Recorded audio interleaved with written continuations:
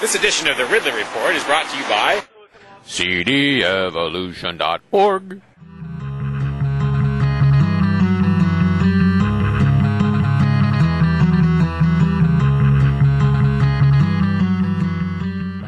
Which is you go through the statutes, you find those things that are obsolete, you find those things that are in the wrong place, you reorganize, you get rid of things you don't need anymore. Every 15 years, nominally 10 to 20, prior to this current cycle, the longest period between recodifications had been 30 years. It's now been 55 years. Prior to this, up until the 1940s, we had one book of laws. Everything could be contained in something this big. By 1955, in the recodification, we were up to 6 volumes, including the index. Yeah. We now have 36 volumes of law, which means that nobody can know all the laws. And on top of the laws, I mean, we pass something like 600 pages of law every year and 6,000 pages of rules. So nobody can know all of the things to which they are obligated. I had not anticipated it when things were being discussed last summer, but I was blindsided with not only was my committee going to be constitutional review, but also statutory recodification.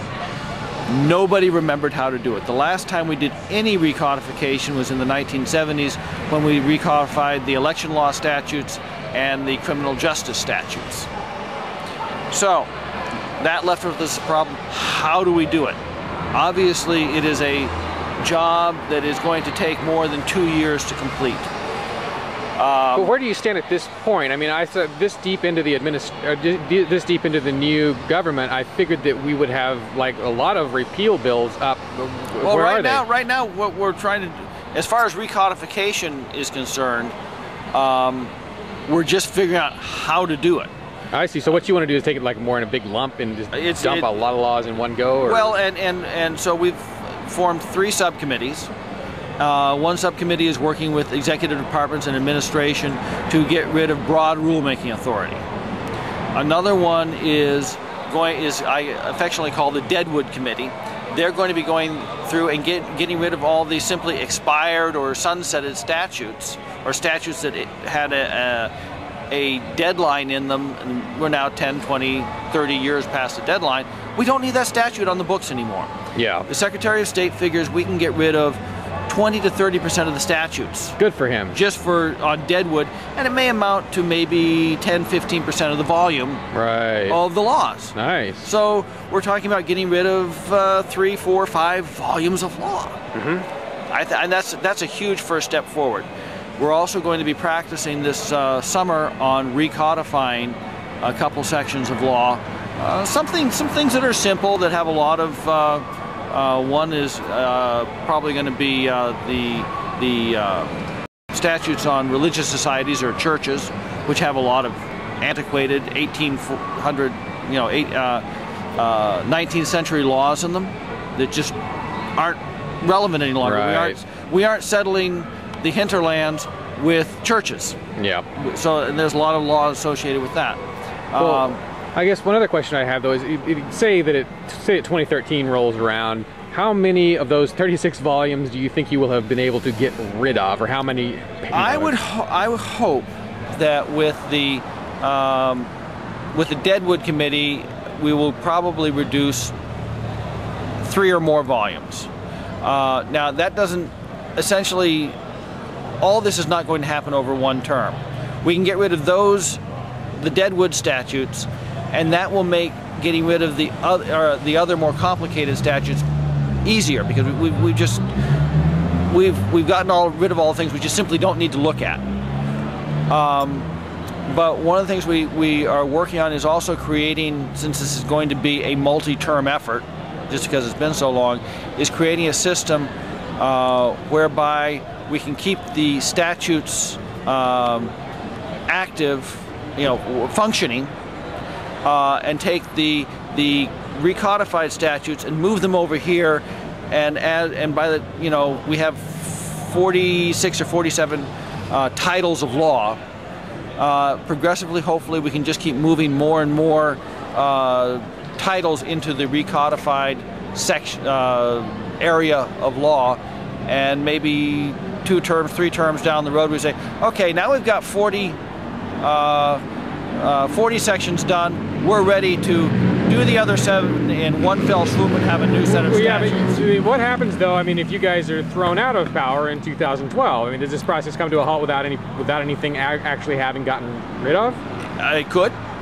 I mean, we don't control that. The people control that. You control that. Yeah, but you control these 2 years to a certain extent. I've been frustrated as I watch all these bills come up, and most of them seem to add text, and I don't see very many repeals. Add tax or add text? Text. You might. I wouldn't judge it that way, because often you may have 2 pages of text in a bill in which you're changing 2 or 3 words, so you haven't really added text to the law. You're, for the purpose of knowing that you're making the right amendment to the law, you're showing all of the words surrounding it. So very few things I think are probably really actually adding a lot of words to the law. You might drop 3 words and add 5, but most of it is, well, I sat in on an executive session of the Criminal Justice Committee, and the bill had to do with notifying people when their abuser was getting out of the state hospital. The bill was 2 pages long, but it really added about 5 words or 10 words to the statute. So it isn't as drastic as you might perceive just looking at the length of the bill. All right. So I mean, that, I guess it's small comfort, but it's some comfort. But the issue of recodification, the problem is we haven't done it for 55 years. Yeah. And we've allowed ourselves to just carry forward huge amounts of unnecessary law, and then because the laws get so big, they may be the same thing may exist in slightly different forms in 2 different places. One of the things that Seth Cohen found, Representative Seth Cohen found, in the statutes on police, is we're still referring to a pension system that hasn't existed for 40 years. Yeah. So that's a piece of deadwood. Yep, sounds that way. All right, Dan, thanks for your time. You're welcome. Have the stories of civil disobedience in New Hampshire inspired you? Are you frustrated at your inability to participate? Well, be frustrated no longer.